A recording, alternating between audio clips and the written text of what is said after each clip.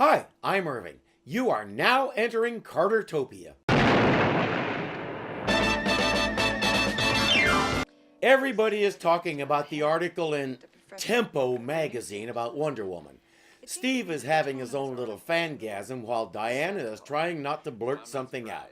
She thinks the article is too skeptical. They asked me about her age, and I told them she was about 27. 2,527 to be exact.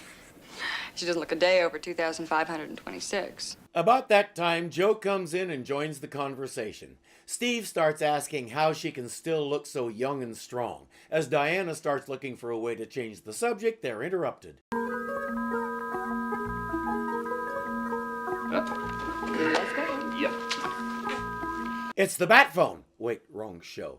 Actually, it's a signal from the very top. Time for a super secret conference. But you had a lot of fun. Oh, yes, we did.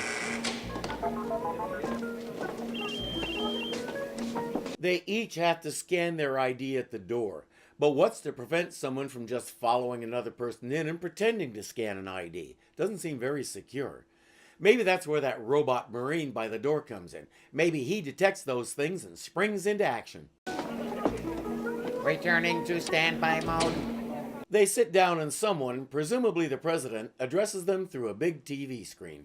What you're seeing is, of course, Hitler's takeover of Austria in 1938, justified by the Nazis as an Anschluss or political reunion of the fatherland.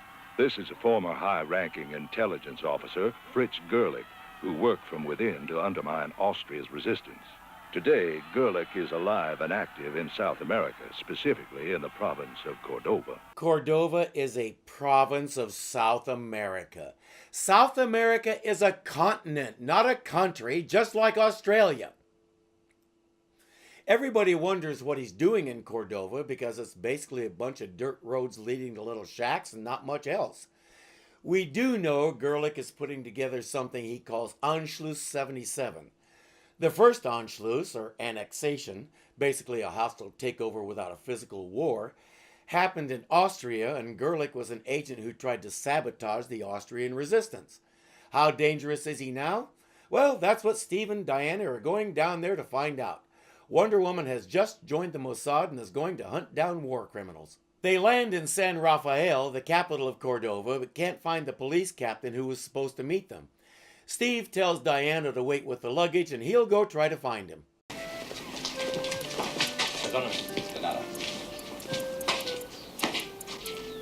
Hey, wait a minute.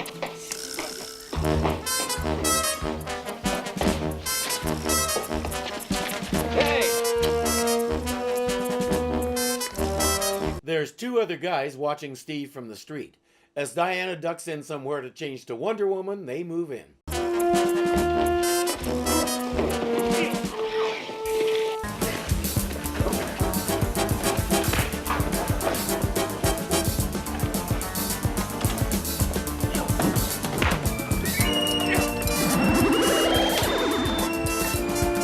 Wonder Woman jumps into the fray, throws them around a little, and they give up. Who were those men? Probably a couple of thugs working for a former Gestapo agent, Fritz Gerlich, who, by the way, isn't supposed to know I'm even here. Funny how often that happens. Your dad had the same problem. Must be a government thing. Not far away. I asked for the man who bring me his credentials. Then you asked me to believe that your men were defeated and driven off by a young woman wearing what are obviously the colors of the American flag. Sorry, sir, but I do. I'm sure you'll see her for yourself within the next 40 minutes or so. There was such an American intelligence agent used against us.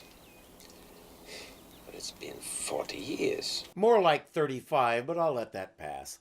I don't know why these guys can't figure out that if she has something in her genes that gives her superhuman strength and all that, it's likely there's also something in her genes that keeps her young for centuries on end.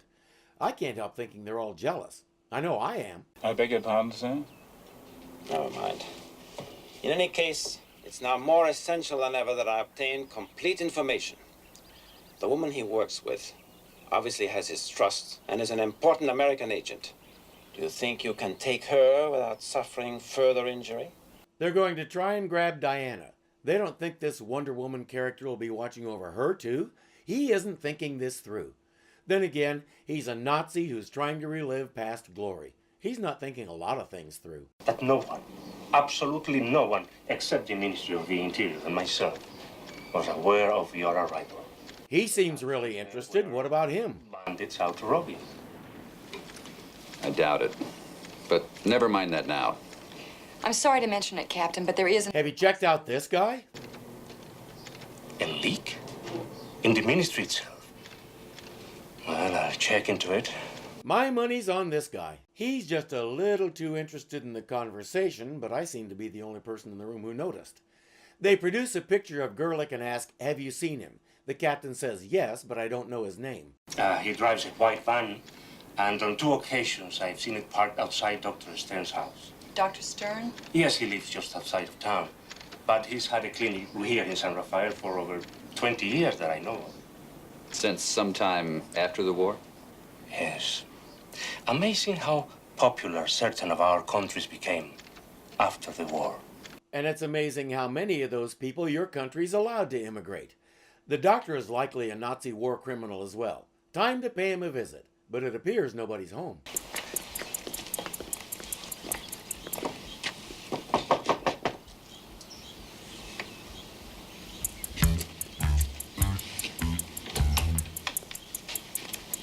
After you. Oh, get here. We're Americans. We're allowed to walk through any door that's unlocked. That's international law. It looks as though nobody's been there for a long time.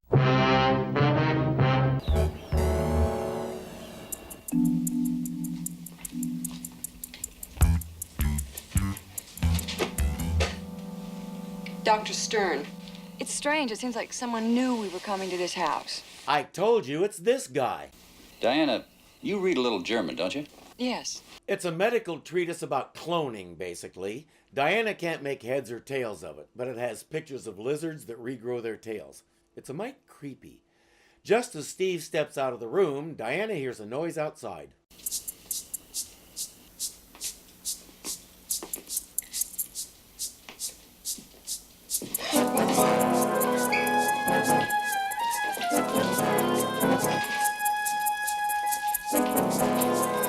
Steve comes back in time to see what's happening.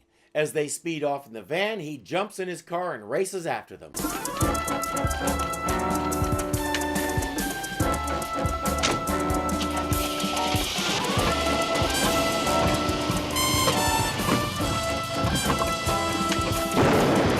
Feel free to say it with me or not. They take her to an abandoned mine tunnel where she finally meets Fritz Gerlich. My leg.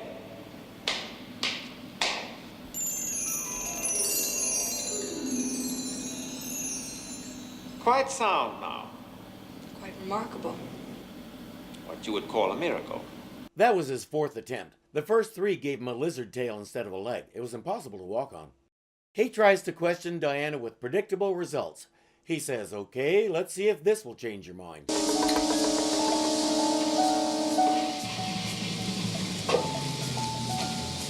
Good to go.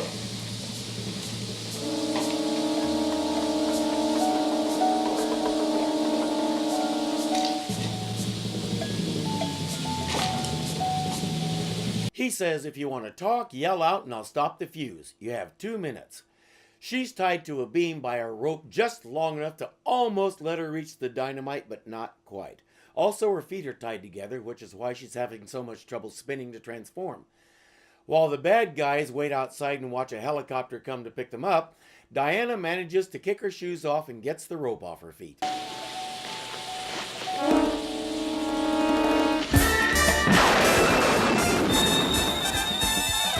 When she got back to the States, she went on tour, billing herself as the human yo-yo.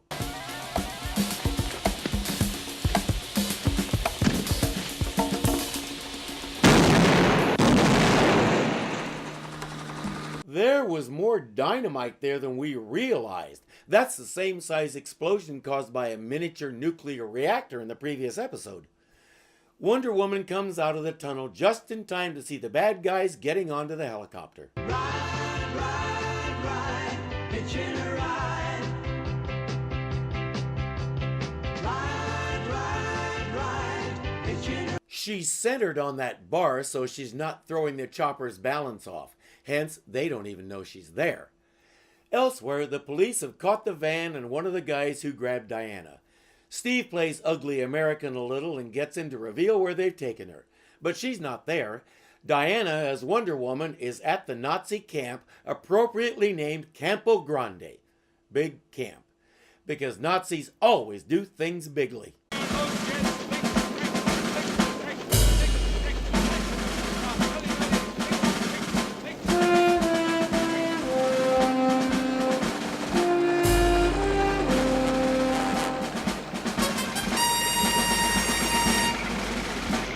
Now that she's seen what's going on, it's time to get back to the mine tunnel so Steve can find Diana and rescue her. Diana! You're all right. You're alive. She's okay. I don't want to talk in front of Gaitan. Here, please sit down. She's alive, unhurt, and her makeup is perfect. That's all that matters. At Campo Grande, Dr. Stern is reunited with a couple of old friends who were his research assistants in the old days. He says, "You won't believe what I've achieved. You have to see it. I've taken cloning to a whole new level." Just before you arrived, I prepared for cloning living cells in the sacred body of the Führer. Hitler's body was burned. There were no more living cells, so where'd he get them? And if he's going to do what I think he's going to do, this episode just lost me. We'll talk about why as we go along.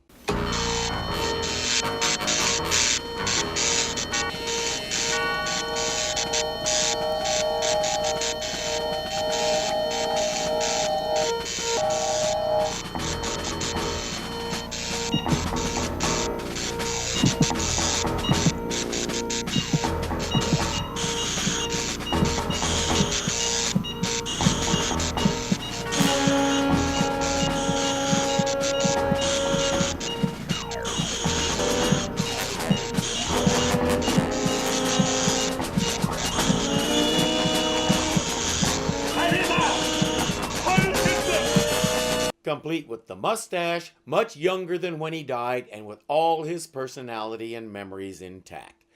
Do I have to point out that that's not how cloning works? Even if he did develop a cloning technique that can regrow a whole body like that, it'd be an empty shell. No mind, no memories. Mentally, it would be a newborn. But they don't have 50 years to reimplant his memories and all the rest, so it's just built in. And by the way, his genes have no idea whether he wears a mustache or not because it has nothing to do with them. It isn't even reaching. This is just making stuff up.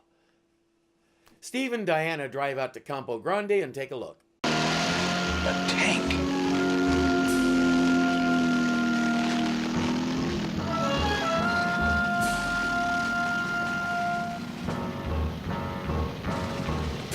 They have an armored car, too. Good thing you guys are nice and camouflaged in that bright yellow jacket and pink dress. Diana, you take the Jeep. Find the nearest telephone. Get a hold of Gaitan. Tell him what's going on. Have him get some men and equipment out here as soon as possible. All right. But be careful, Steve. As soon as I call Gaitan, I'll be back. I'll be here.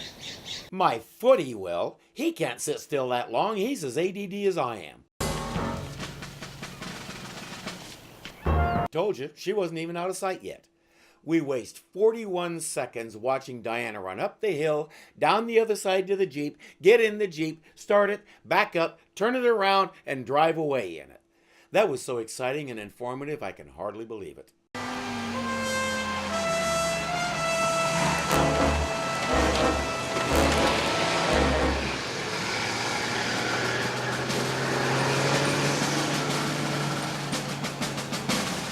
Steve realizes he told Diana he'd be back in that same spot, so he returns and waits for her.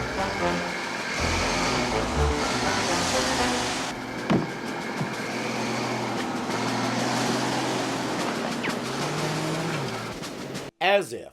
His name's Steve Trevor. You knew he was going to do something stupid. Diana gets hold of Captain Gaitan and he says he'll have a force there soon. One last thing, Miss Prince. I was wrong about someone in the Ministry of the Interior. I ordered the search of the apartment of my most loyal officer. The leak has been stopped. Told you, he was just a little too curious about the conversations going on behind him. It was well done, he played it perfectly. Diana heads back toward where she left Steve. She should know by now that he's going to be anywhere else. What's you can see here? I took the wrong off-ramp. He puts on a uniform and blends in with the marching soldiers. Diana has her own problems.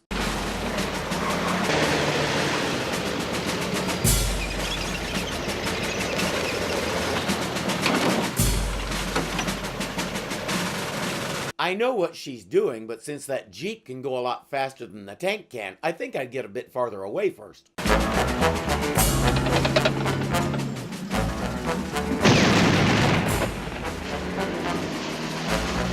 That's why. Being too close can get shrapnel in your butt.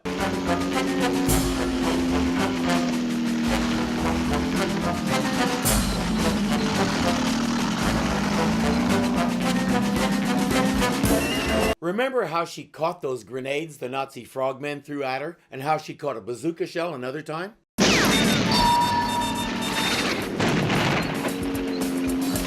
Her skill has not diminished with time.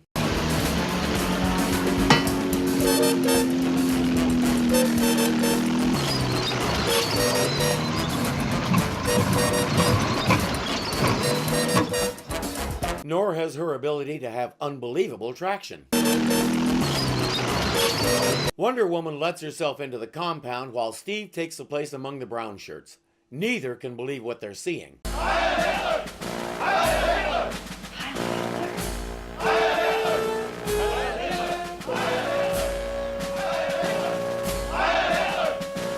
The men they're training here are to go build cells all over the world and reignite the Nazi movement.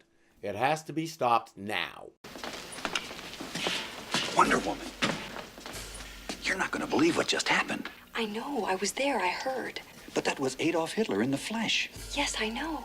No, you don't understand. It was a cloned version of him, just like he was back in the 1930s. The 1930s. So somebody gathered living cells from him before he became Fuhrer, or right as he took power, and preserved him just in case someday somebody could do something with him in case we needed another Hitler. The reasons why this episode lost me are becoming numerous. He tells Wonder Woman about their discovery in Dr. Stern. If he's behind this, we need to go find him. Dr. Stern, I presume. Or are you?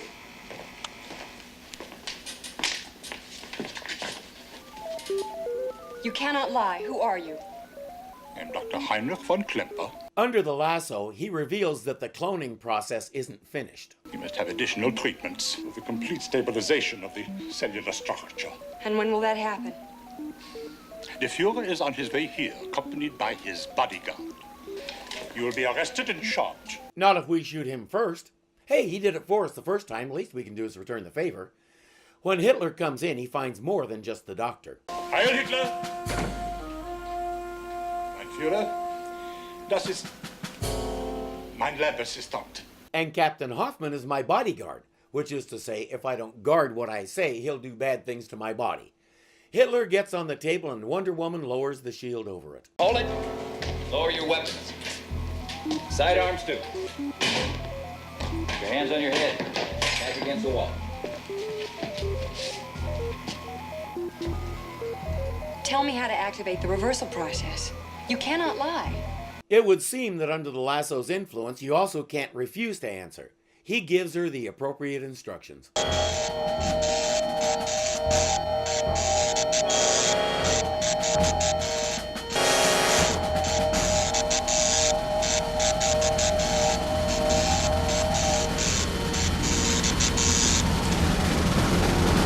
I wonder what went through the Hitler clone's mind when that started happening, right before his heart disappeared. With that done, it's time to make sure he can't grow another one. Steve, it's finished. Not quite.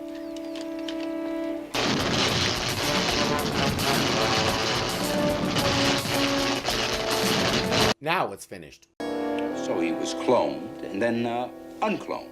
That's it. And Wonder Woman helped you to find the secret Nazi base. She was even there for the uncloning, but by that time she'd changed into a medical technician. And subsequently destroyed the lab. She wasn't just there for the uncloning, she did the uncloning. But that was when she was a medical technician. I hoped the story arc would keep going in the direction of anti-terrorism adventures. I'm a little disappointed that we're back to chasing Nazis. And the Hitler cloning thing was too much. I've already whined about it, but it's the crux of the story. Without it, you don't really have a huge threat, just a bunch of guys marching around in the dust in the middle of nowhere.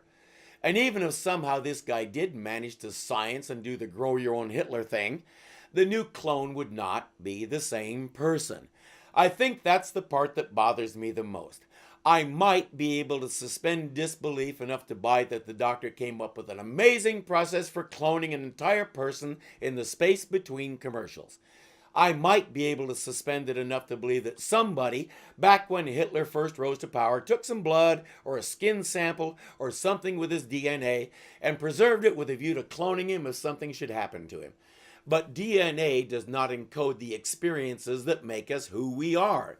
So I can't buy that he came back able to pick up right where he left off. No, bad episode. You are exiled to Cordova, a province of Samara, which is a province of Guanare, which is a province of Latin America, which is a province of South America. Get going. I'm Irving, and you are now exiting Cartertopia.